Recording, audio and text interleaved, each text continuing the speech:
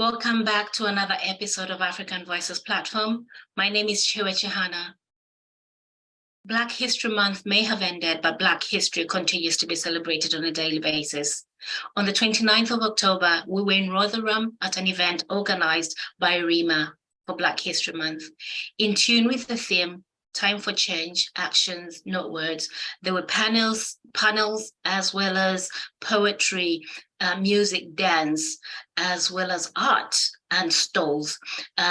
This was an amazing event, and we're really glad to be sharing with you the proceedings of the day. Well, it's because REMA, which stands for Rotherham Ethnic Minority Alliance, is based in Rotherham, and what they basically do is they represent and support people from different ethnic minorities, basically. So that's the reason why the event is based in Rotherham. And today we have been set up in a small room in there. We've got different stalls, all by Black-owned businesses from Sheffield and Rotherham. So we're going to be doing, they're going to be showcasing their different products. And then we are also expecting some presentations from some of our guests. And towards the end, we have a panel discussion where people are going to be addressing different issues in the Black community. Some of the very important topics include mental health within the Black community, which sadly is very much like a taboo. So we want to try.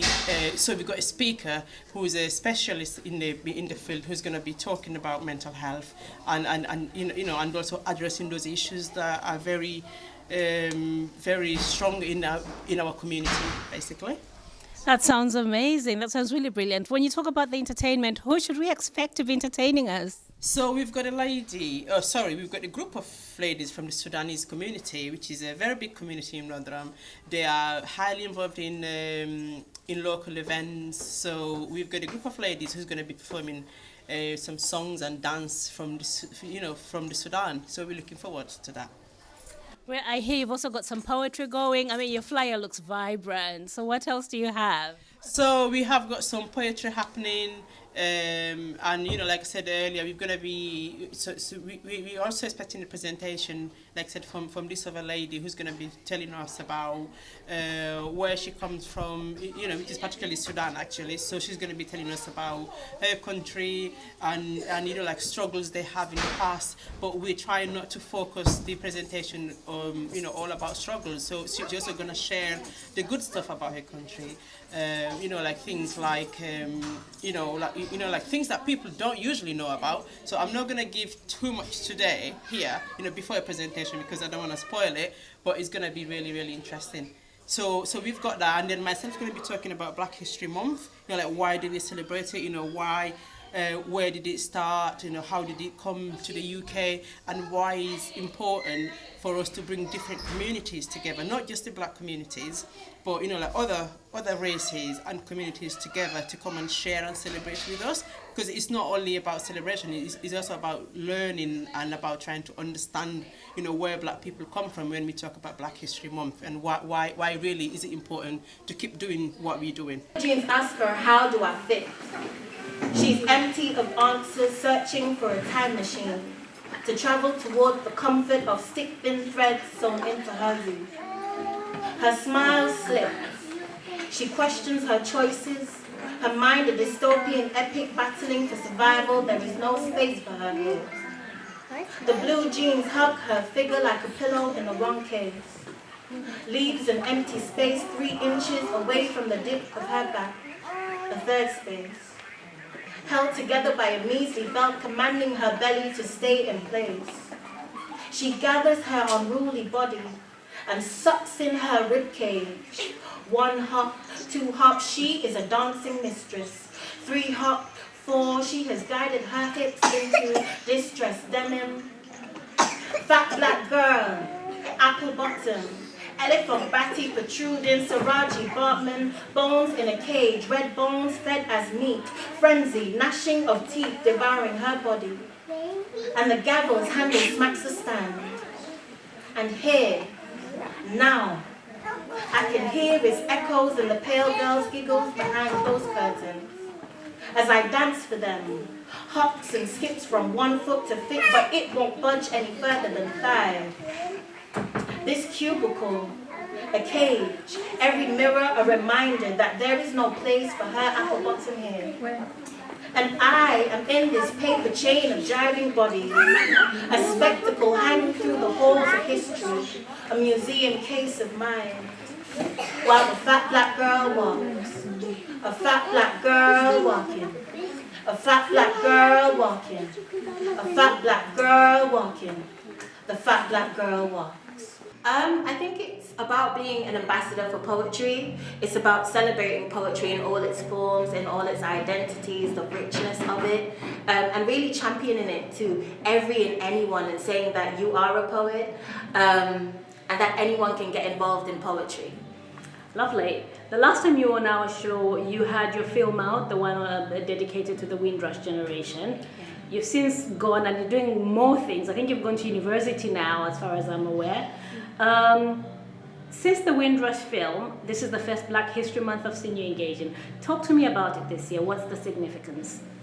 I think the significance this year, especially with this event today, I think it's about, as Sile said, it's about celebration. It's about moving past the pain and the trauma and saying that we are here, we are occupying spaces, we're creating new futures.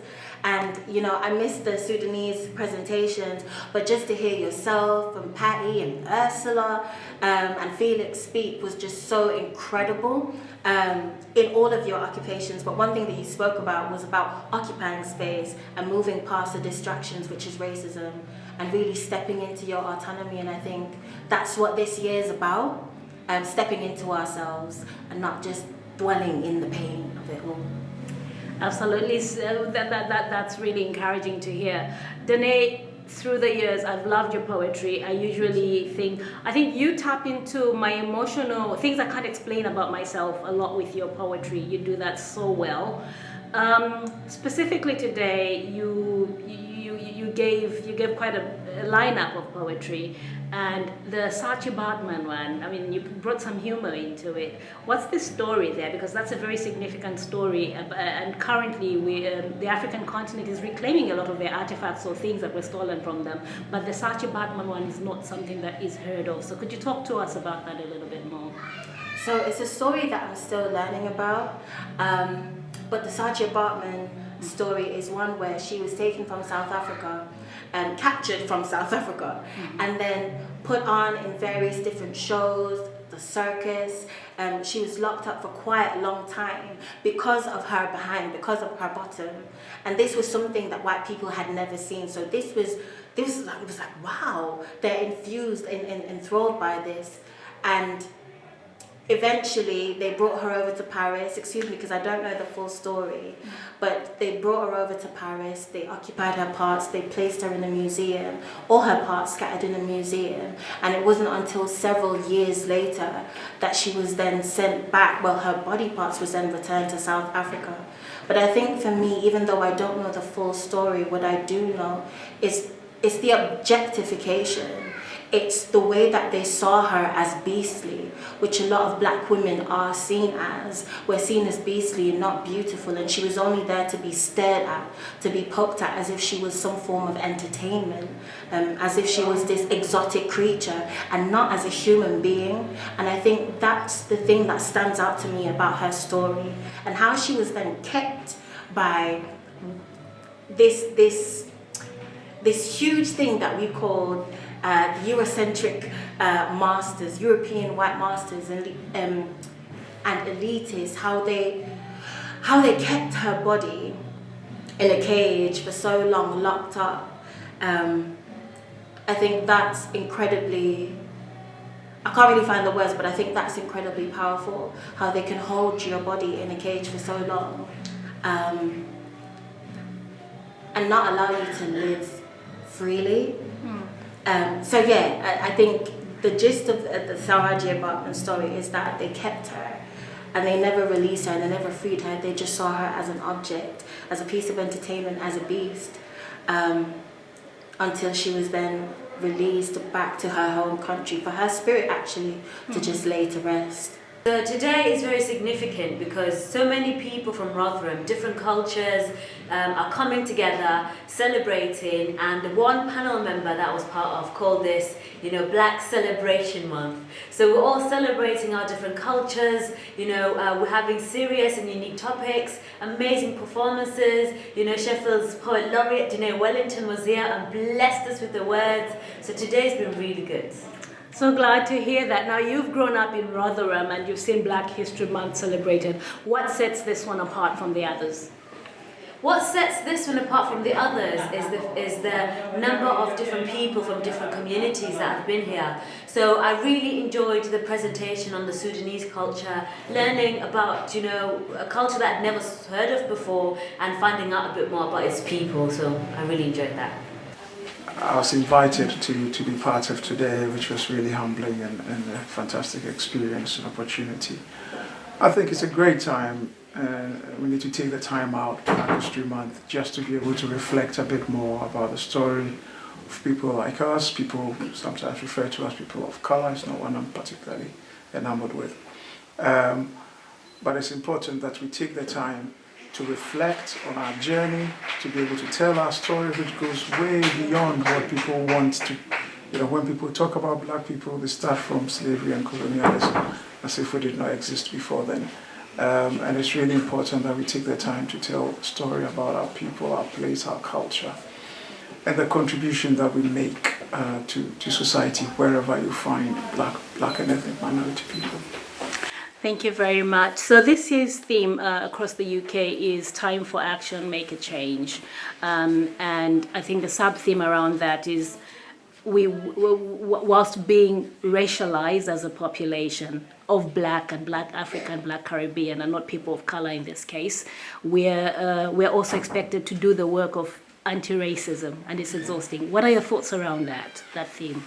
Yeah, I think it's interesting and it's really important. It can also get a bit tiring. Every time you talk about Black people, you need to talk about racism, and you hope that the time will come when we don't actually have to talk about that and we talk about positive stuff. But we live in the now and we know that it's a particular challenge that we face, so that is fine. When we talk about time for action, I think it's really important that we don't dwell always when we talk about action on action to combat racism. There are many things that we need to do, that our people need to be aware of, opportunities that they need to take advantage of. I think that will speak more in the long run, speak louder in the long run than always talking about. Of course, it's important to talk about and identify and call out racism where that happens. But I think it's really important that we make sure our people are taking advantage of the opportunities that are out there. And the only way we can do that is to take education seriously, to make sure we are putting ourselves in the right position to be able to take advantage of the opportunities that come, to make sure we are equipping the next generation with the skills, the qualification, the interest, the passion that they need, and we're supporting people to live their aspirations way beyond what we might think others want us to look at, the limitations that people might want to put on us, to lift our aspirations way beyond that. Because if we do that, there's a lot more we can and should be doing that I think we are currently not doing because we're just placing all sorts of boundaries around ourselves. So for me, that is the action that I want to press on. There are people much more qualified than I am who work on racism and anti-racism, and that is particularly important. I think there's a lot more that we can do on this other side as well. So I do portraits and collage art. So, for example, so here, all of the faces are always portrait, hand drawn with charcoal. I use charcoal, pastel, and black sketchbook. And then all of the backgrounds are handmade material from Nepal called Lokta material. So that's what the collage is all made of. It's brilliant work. What do we have there? So talk me through those particular paintings you've got. Well, so pieces rather. We've got here Grace Jones, very fierce Jamaican lady, who she's in charge of her life. She's the director of her world. And then we've got our graceful Miriam Makeba, who came from South Africa with her beautiful voice and sang lots of beautiful songs, and she carried this poise of sort of like, yeah, great, like I'd say, an air of grace, and yeah, I just admired as growing up in Africa, it was just wonderful to be able to hear some of her songs that we all know word for word, Malaika and all of those kinds of things. So. I love Miriam Makeba. What was your inspiration? How did you find yourself doing this art? It was through being, I was going through a difficult time, and the words itself weren't there to express what I was trying to express.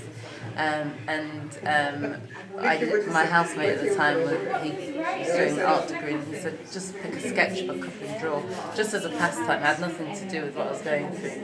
And then I realised 4 hours went by and I hadn't cried, I hadn't felt upset, I hadn't felt, and I was like, wow, this is the actual therapy. And then I just carried on drawing, and now I know that drawing, the arts, I would say as a whole, is a means of healing that pain, healing things being so confusing in my head. Once I get into the arts, it unravels nicely, I feel calm, my heart rests, I'm back at home. That's my inspiration. Thank you very much. That is so powerful. I am moved by that story.